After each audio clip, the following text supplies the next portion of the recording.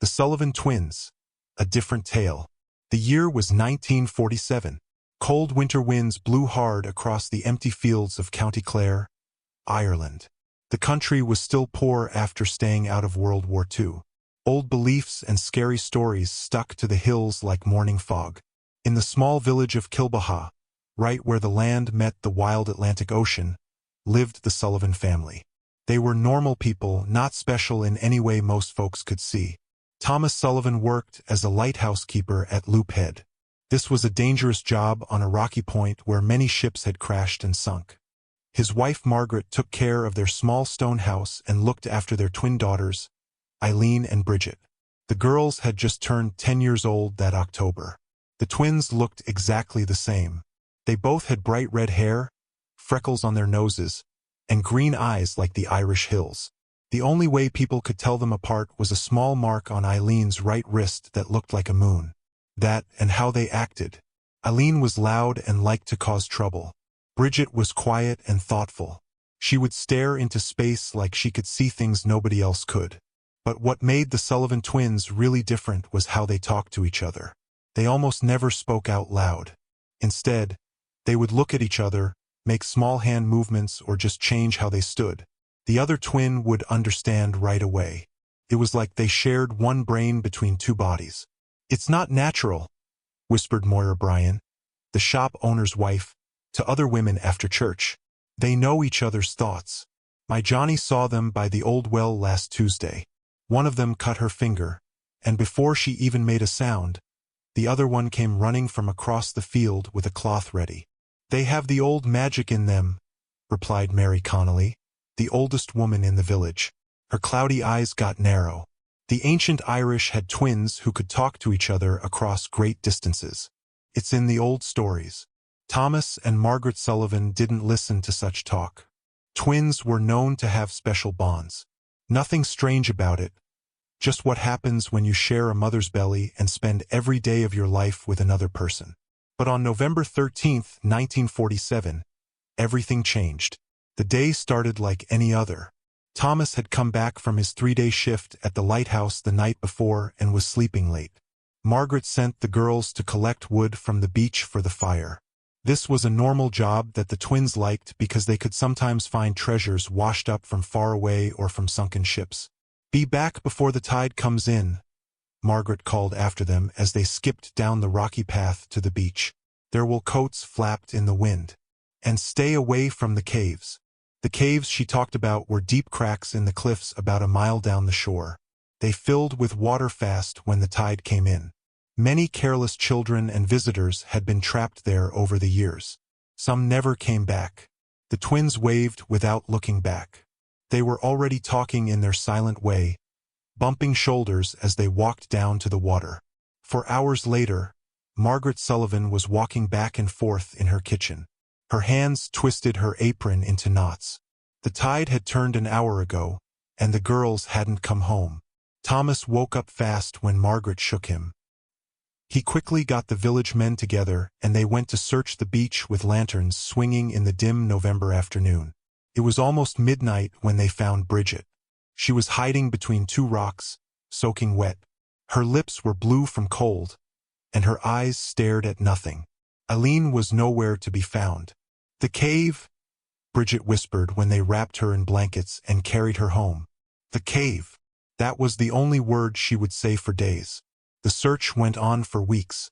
Every inch of the coast was checked. Every cave was explored as deep as possible. Fishermen dragged nets along the bottom of the sea near the shore. The priest organized prayer meetings. But Eileen Sullivan had disappeared without any trace. Slowly, life in Kilbaha tried to go back to normal. But for the Sullivan family, normal would never come again. Margaret stayed in bed for almost a month. When she got up, her eyes were hollow and she looked much older. Thomas asked to move to a lighthouse job away from the sea. When they said no, he started drinking too much. And Bridget changed in ways that worried everyone who knew her. The once quiet twin became even more withdrawn. She spent hours staring out at the ocean from her bedroom window. She refused to speak most days, not even to her parents. But the village people began to notice something strange. Sometimes in the store or after church, they would see Bridget having what looked like a real conversation with no one. Her lips would move, her hands would gesture, her face would light up with laughter or get dark with worry, all while standing or walking alone. "She's talking to Eileen," Mary Connolly said one evening at the pub. This made everyone stop talking for a moment. "The dead twin is still with her." "Don't say such crazy things, woman," her son scolded, though he wouldn't look at anyone when he said it. He had seen Bridget himself just the day before, whispering seriously to an empty chair in their kitchen when he brought eggs from his farm. By spring of 1948, the rumors were everywhere. Some said Bridget Sullivan was possessed by evil spirits. Others claimed she'd gone crazy with sadness. The superstitious people insisted that Eileen's ghost was haunting her twin, unable or unwilling to move on to the next world. Margaret Sullivan finally took her daughter to see a doctor in Ennis, the nearest big town.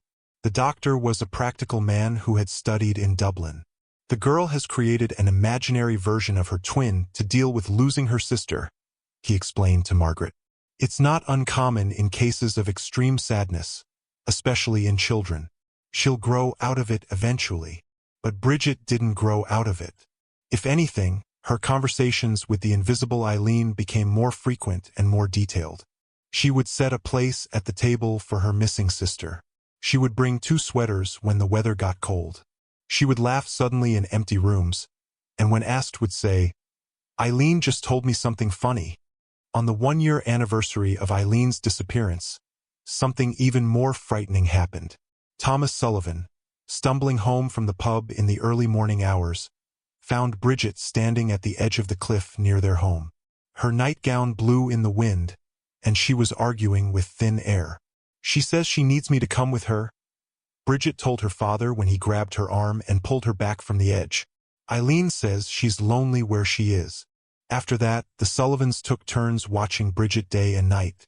Margaret talked not only to doctors but to the parish priest, who blessed both Bridget and their home. Nothing changed. Bridget continued to talk with her missing twin, sometimes getting frustrated or angry when her parents couldn't hear or see what was perfectly clear to her. "She's right there," Bridget would shout, pointing at an empty corner of the room. "Why do you pretend you can't see her? She's right there." As the second year without Eileen began, a new doctor suggested sending Bridget to a special hospital in Dublin where they treated children with mental problems. Margaret didn't want to, but after Bridget was found at the cliff's edge again one stormy night, she finally agreed. The night before Bridget was supposed to leave for Dublin, something woke Thomas Sullivan from restless sleep.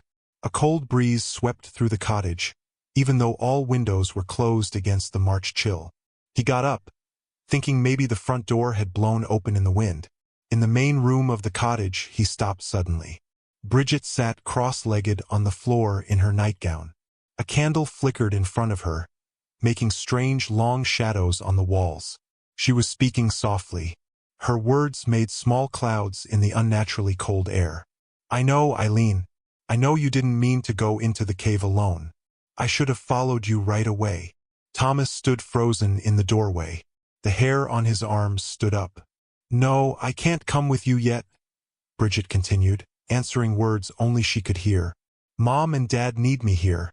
They've already lost you. They can't lose us both." She paused as if listening to a response, then shook her head firmly. "That's not fair, Eileen. You know it's not. You chose to go deeper into the cave.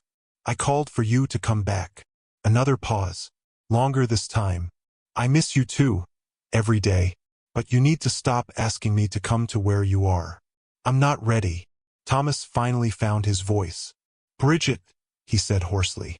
"Who are you talking to, child?" Bridget turned, not surprised to see her father there. In the candlelight, her face looked older, worn in a way no 11-year-old's face should be. "I'm talking to Eileen, Dad. She visits me every night now. She's getting stronger."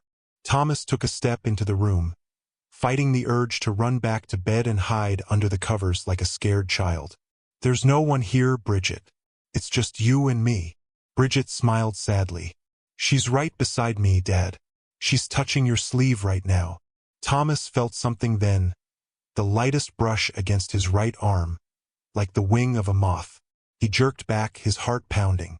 "This has to stop," he said roughly. "Your sister is gone, Bridget. Gone.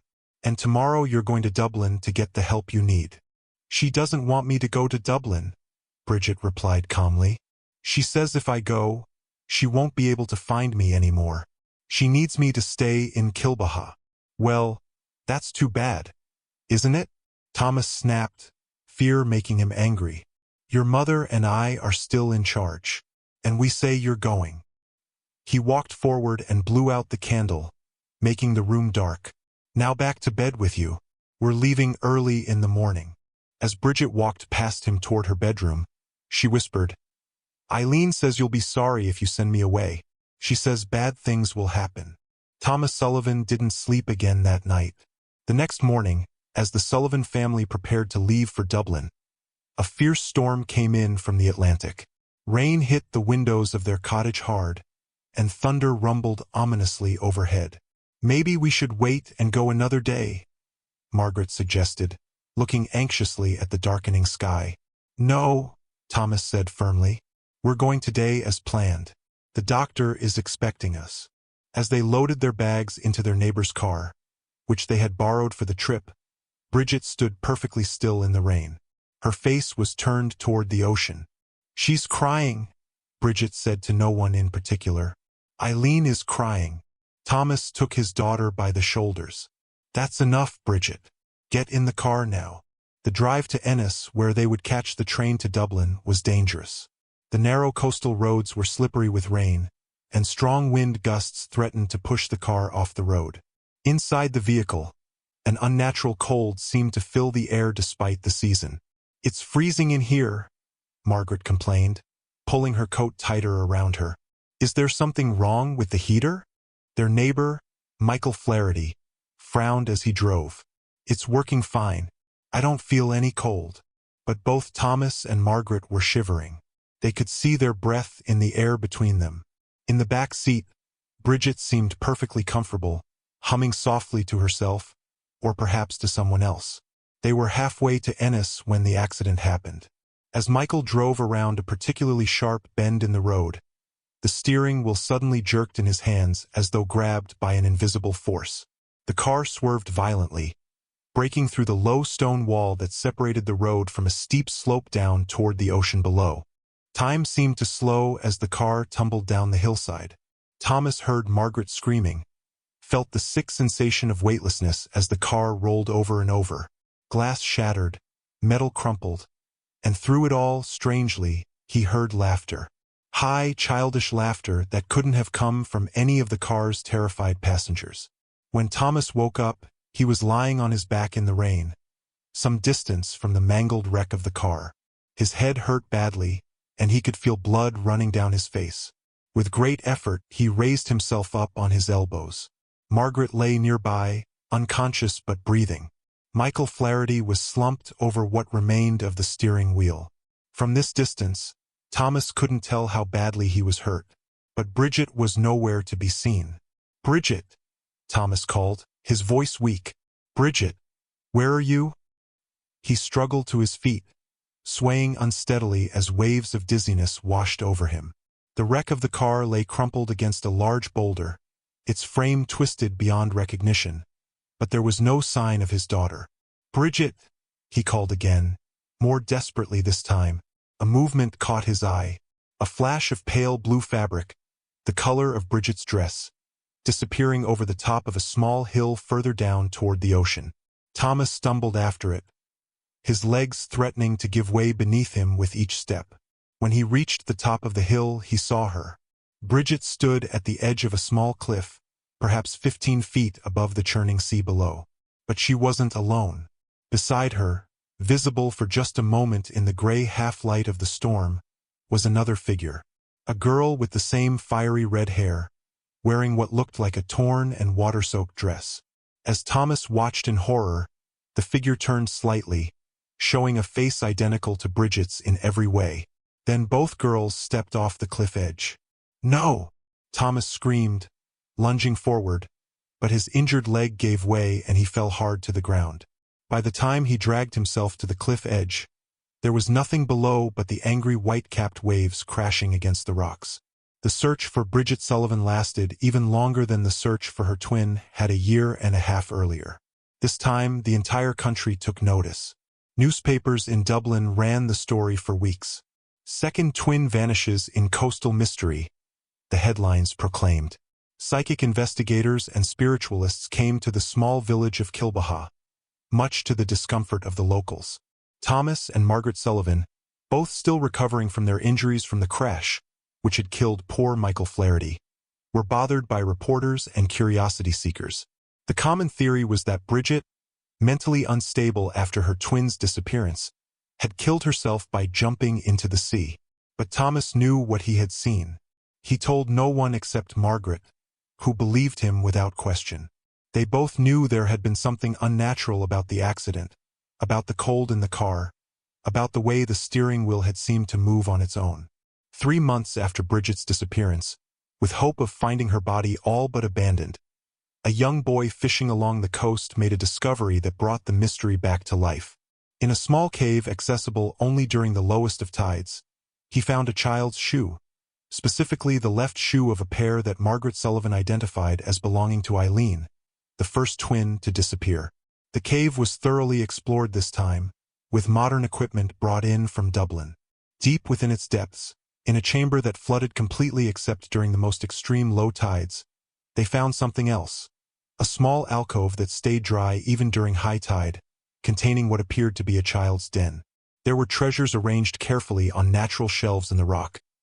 Pretty shells, unusual stones, a doll missing one arm, and most disturbingly, pages torn from the Sullivan family Bible, specifically those containing passages about Cain and Abel, Jacob and Esau, and other biblical twins.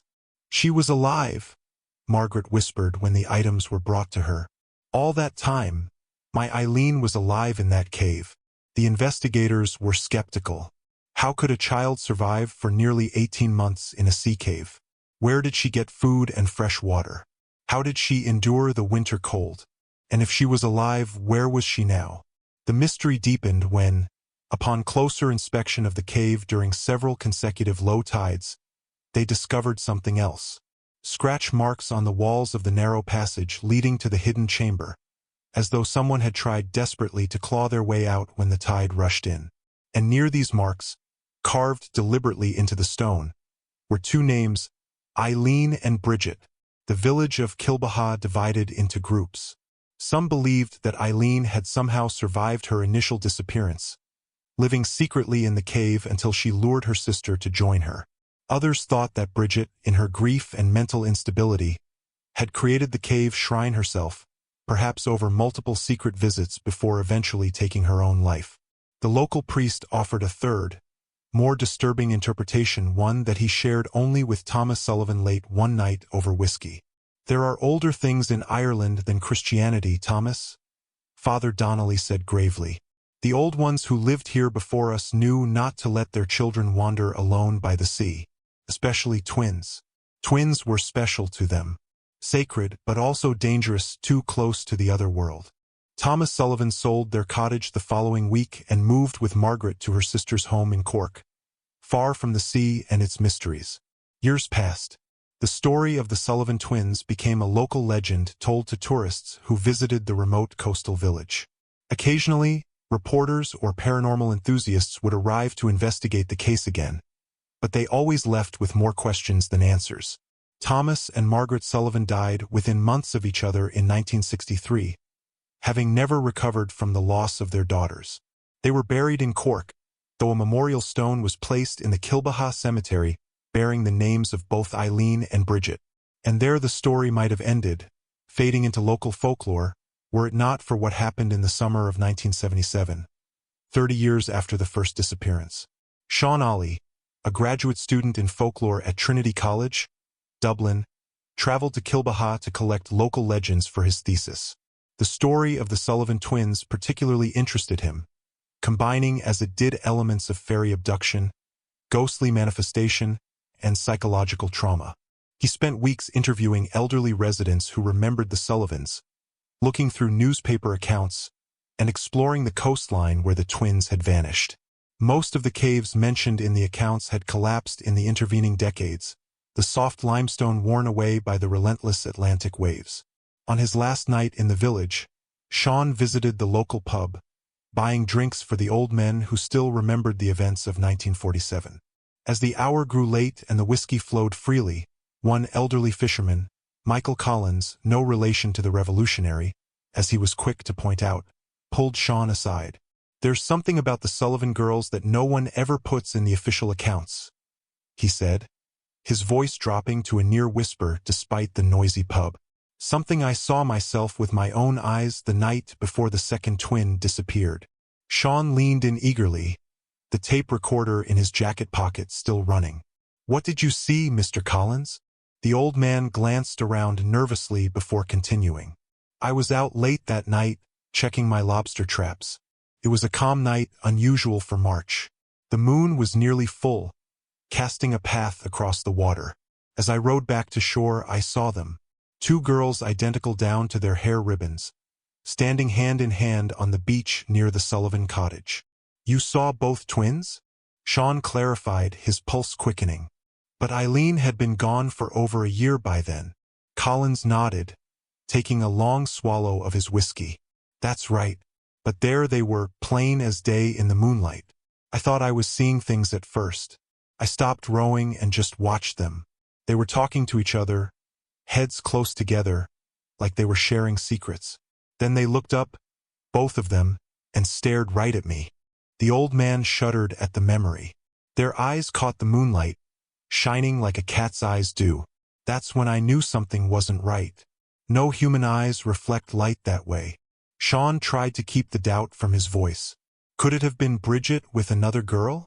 Perhaps a cousin or friend? Collins shook his head firmly. "The Sullivans had no relatives nearby, and besides, I knew those girls since they were babies. It was them all right, Eileen and Bridget identical. But here's the thing that's haunted me all these years.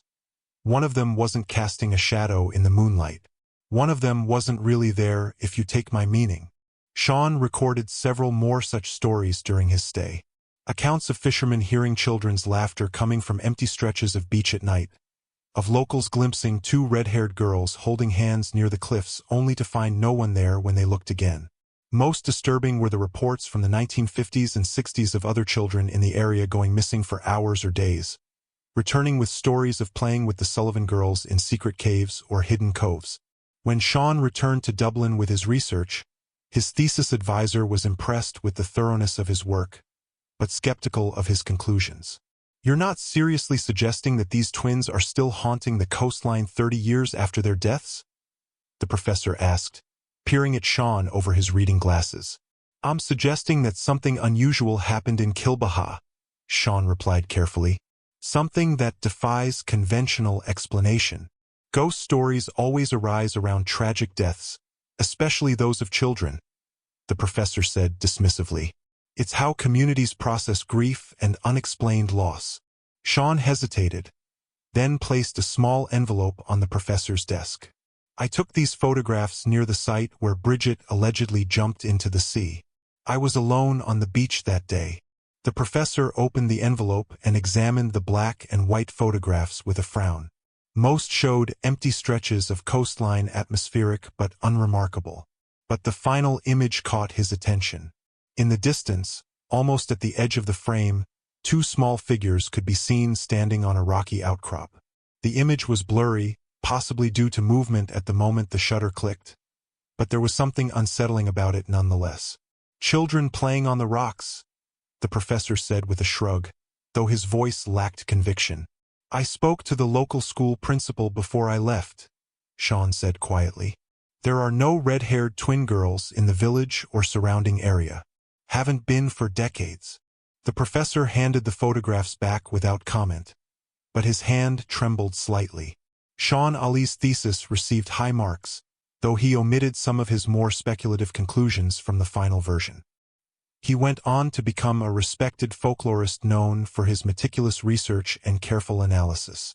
But he never returned to Kilbaha, and he never published the photographs he took that day on the beach. In 1997, exactly 50 years after Eileen Sullivan's disappearance, A small feature article appeared in the Irish Times, revisiting the mystery. The journalist who wrote it traveled to Kilbaha and found the village much changed, more tourist-friendly, less isolated, its residents more concerned with economic survival than old legends. Few locals would speak about the Sullivan twins, and those who did dismissed the story as exaggerated folklore. The journalist was about to leave disappointed when she was approached by an elderly woman who introduced herself as Siobhan Kelly.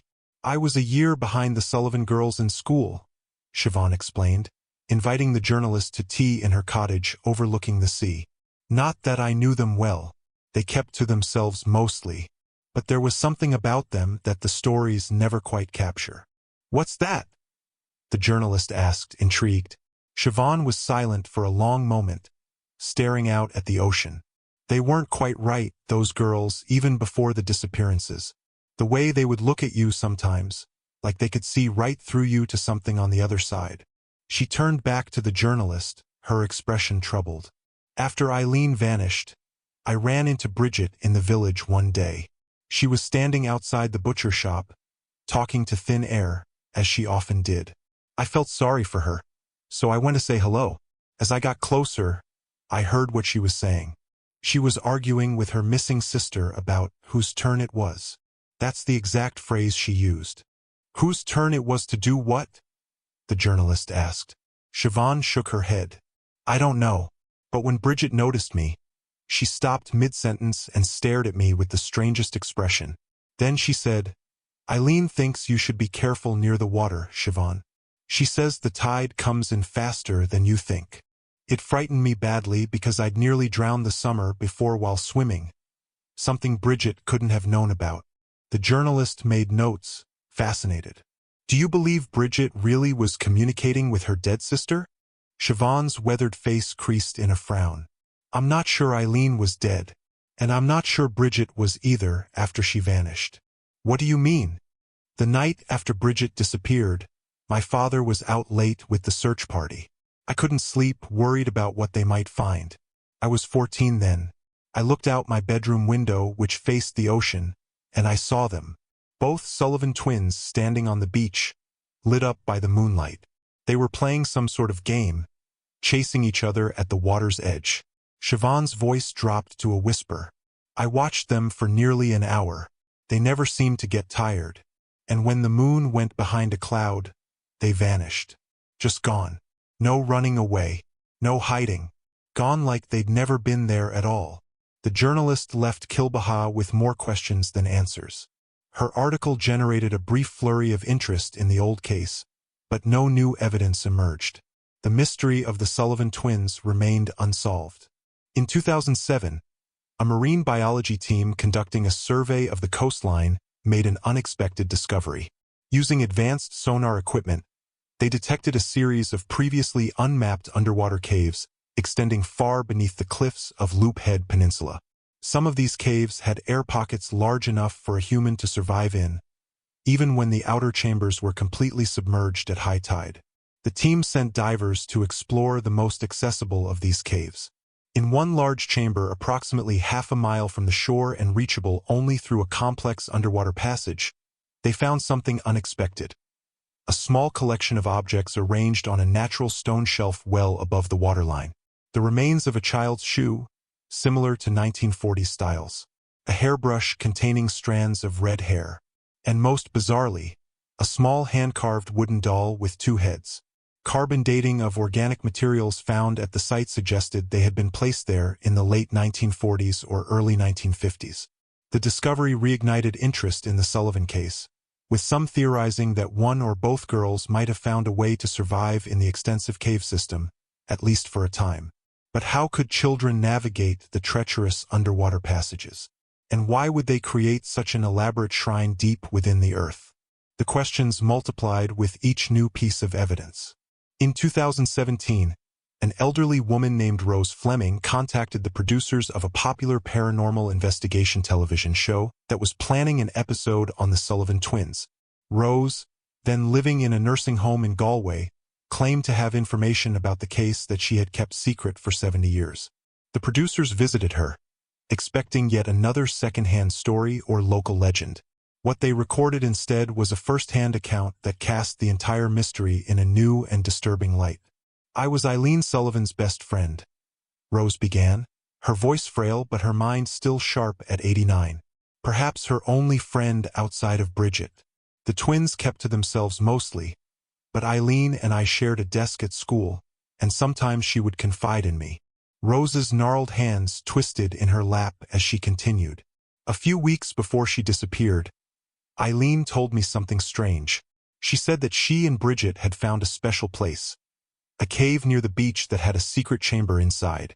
She said they had been taking things there, creating a home away from home." "Did she say why?" the interviewer asked. Rose paused, seeming to struggle with the memory. "She said they were practicing." "Practicing what?" "Practicing being apart." Rose's faded blue eyes filled with tears. "Eileen told me that she and Bridget had made a pact. They wanted to see if they could still communicate even when they couldn't see each other. They had this theory that because they were twins, they shared a special connection that worked even across distances." The interviewer leaned forward, intrigued. "So you think Eileen's disappearance was planned? Some sort of experiment?" Rose shook her head slowly. "I don't know if what eventually happened was planned, but I do know that Eileen was fascinated by stories of twins who could sense when the other was in danger, or know what the other was thinking. She used to cut articles out of magazines about twins separated at birth who lived parallel lives. She was obsessed with the idea." "Did you tell the authorities this after she disappeared?" "No." Rose looked down, ashamed. "I was afraid. The day before Eileen vanished, she told me something else. She said that she and Bridget had discovered they could do more than just communicate silently. She said they had learned how to trade places." "Trade places?" the interviewer repeated, confused. "You mean switch identities?" "No." Rose's voice dropped to a whisper. "She said they could trade which one was here and which one was there. Those were the words she used. She wouldn't explain further, but she made me promise that if anything strange happened, I wouldn't tell anyone what she'd said. She made me swear on my mother's life." The interviewer was silent for a moment, processing this information. "And did you notice any changes in Bridget after Eileen disappeared?" Rose nodded slowly. "She was different. Everyone thought it was grief, but it was more than that. Sometimes she didn't seem like Bridget at all." "You mean she seemed like Eileen?" "Yes." Rose looked directly into the camera, her expression haunted. "And sometimes, just sometimes, I would catch her looking at her reflection with the strangest expression, like she was surprised by what she saw there." The television episode featuring Rose's testimony became one of the most watched in the series' history. Paranormal enthusiasts seized on her account as evidence of something supernatural, while skeptics suggested that Rose was either misremembering events from 7 decades earlier or fabricating a more interesting story for television. But Rose Fleming stood by her account until her death 6 months later. In her personal effects, her grandniece discovered a small diary from 1947, which contained entries that corroborated much of what Rose had claimed on camera, including Eileen's talk of a special cave and the twins' experiments with their connection. The final entry, dated November 12, 1947, the day before Eileen's disappearance, read simply, "Eileen told me today that tomorrow is the big test. She seemed excited but scared. She made me promise again not to tell what she and Bridget are doing, no matter what happens after. I don't like it, but I promised." In 2022, 75 years after the first disappearance, a team of spelunkers and marine archaeologists launched the most thorough exploration of the Loop Head cave systems ever undertaken. Using advanced underwater drones and 3D mapping technology, they created a comprehensive model of the extensive network of caverns, tunnels, and air chambers that honeycombed the peninsula. What they discovered astonished them. The caves were far more extensive than previously thought, with some passages extending over 2 miles inland. More significantly, they found evidence of human habitation in multiple chambers. Not just modern graffiti from adventurous tourists, but older signs of prolonged use. The remains of cooking fires, crude tools fashioned from driftwood and stone, even primitive drawings on the walls of the deepest chambers. Most of these signs dated back centuries, suggesting the caves had been used by smugglers, perhaps even as far back as the Viking era. But in one remote chamber, accessible only via a narrow underwater passage that opened up into a large air-filled cavern, they found something more recent and more disturbing. On the walls, illuminated by their diving lights, were hundreds of pairs of handprints. Child-sized handprints pressed into the soft clay of the cave walls and then hardened over time. Some appeared to be decades old, others much more recent. And beneath these handprints, scratched into the stone, were initials and dates, dozens of them, spanning from the 1940s to as recently as the early 2000s. Among these markings, clearly visible in the center of the wall, were two sets of handprints larger than the others, with the initials ES under one and BS under the other, followed by multiple dates ranging from 1947 to 1997. The discovery made international news, raising disturbing questions. Had the Sullivan twins actually survived in the caves? Had others found them there over the decades? Were the other handprints evidence of visitors, or of other children who had vanished from the area over the years? Local authorities reopened the investigation, comparing the initials found in the cave to records of missing persons from County Clare and surrounding counties.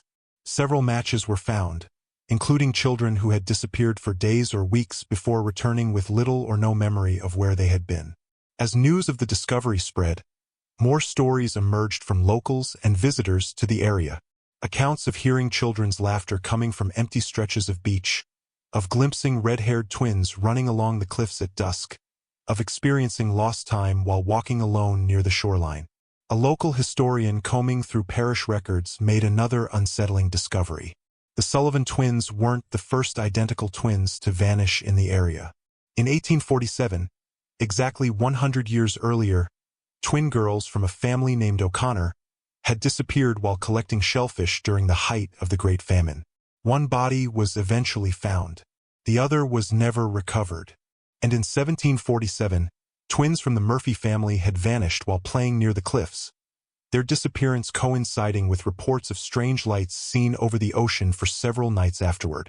The pattern suggested something cyclical, something that returned to Loop Head Peninsula every 100 years, drawn perhaps to twins and the unique connection they shared.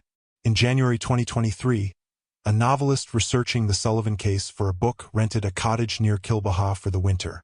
Maria Doyle was particularly interested in the psychological aspects of the mystery, the reported communication between the twins after one had vanished, the possible shared consciousness that Rose Fleming's testimony suggested. Maria spent her days interviewing locals and her evenings writing in the small cottage overlooking the Atlantic. The winter storms made the coastline dangerous and the caves inaccessible, but she was content to gather oral histories and work on her manuscript until spring brought better conditions for exploration. One night during a particularly violent storm, Maria was awakened by what sounded like tapping on her bedroom window. At first, she dismissed it as a branch blown by the wind. But the tapping continued, rhythmic, deliberate, almost like Morse code. When she finally gathered the courage to look, she saw them. Two small faces pressed against the glass, identical down to the constellation of freckles across their noses. Twin girls with fiery red hair, soaking wet despite the protective overhang above the window. Their green eyes reflecting the dim light from Maria's bedside lamp like those of cats. For a moment, Maria was frozen in terror. Then one of the girls smiled, a smile that was both childlike and ancient, and pressed her palm against the glass. The other twin followed suit. Their handprints left no moisture on the window despite their drenched appearance. Then, as one, they beckoned to her, clearly inviting her to come outside. Maria did what any rational person would do. She turned on every light in the cottage and called the local police.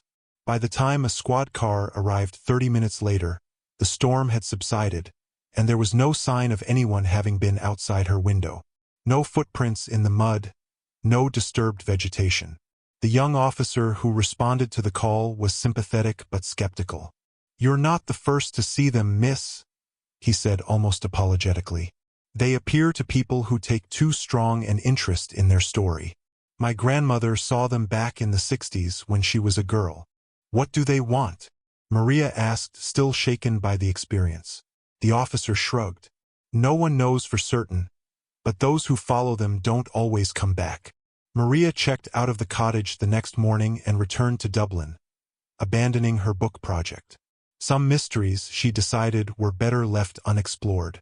In the summer of 2024, a group of teenagers from Kilbaha made a macabre discovery while exploring one of the more accessible sea caves during an exceptionally low tide. Deep within the cave, in a chamber that would be completely submerged most of the time, they found what appeared to be human remains, specifically the bones of two children, side by side on a natural stone shelf, well above the normal high tide mark. Forensic analysis later confirmed that the remains were those of two female children, approximately 10 to 12 years old at time of death, and likely related given certain genetic markers. Carbon dating placed the time of death somewhere between 1940 and 1960, though the margin of error was significant due to the effects of saltwater exposure on the remains. Most eerily, the bones showed no signs of trauma or violence. Whatever had caused the deaths of these two children, it had left no mark on their remains. The prevailing theory among investigators was that the remains belonged to Eileen and Bridget Sullivan, and that Eileen had not drowned as originally believed, but had found refuge in the cave, only to become trapped or to succumb to exposure or starvation. Bridget, they suggested, had somehow found her way to the same cave after her disappearance in 1948, perhaps drawn by the same curiosity that had led her sister there, only to meet the same fate.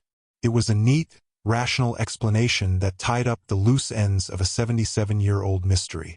The remains were buried in the Kilbaha cemetery beneath the memorial stone that had borne the twins' names for decades. But it didn't explain the handprints in the deeper cave with dates stretching decades after the twins' disappearance. It didn't explain the continued sightings of red-haired twin girls along the coastline, reported by tourists and locals alike with disturbing regularity.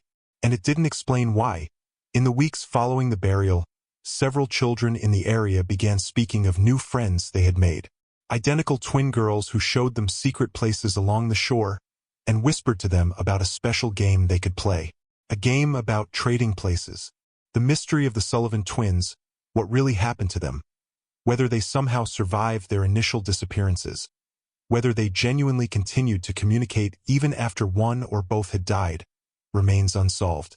Some mysteries resist rational explanation, persisting in the shadowy borderlands between fact and folklore, between the natural and the supernatural. But if you visit Kilbaha today, the locals will warn you about letting your children wander alone along the shore, especially if they are twins. They'll tell you to be wary of the caves, even during the lowest tides. And if by chance you glimpse two red-haired girls holding hands at the water's edge as the sun sets over Loophead Peninsula, they'll advise you to look away quickly and head inland. Because the Sullivan twins are still there, they'll tell you in hushed voices over pints at the local pub. Still there, still whispering their secrets to each other across the divide between this world and whatever world lies beyond. Still inviting others to join in their eternal game of hiding and seeking, of being here and being there, of trading places in the endless twilight between life and death.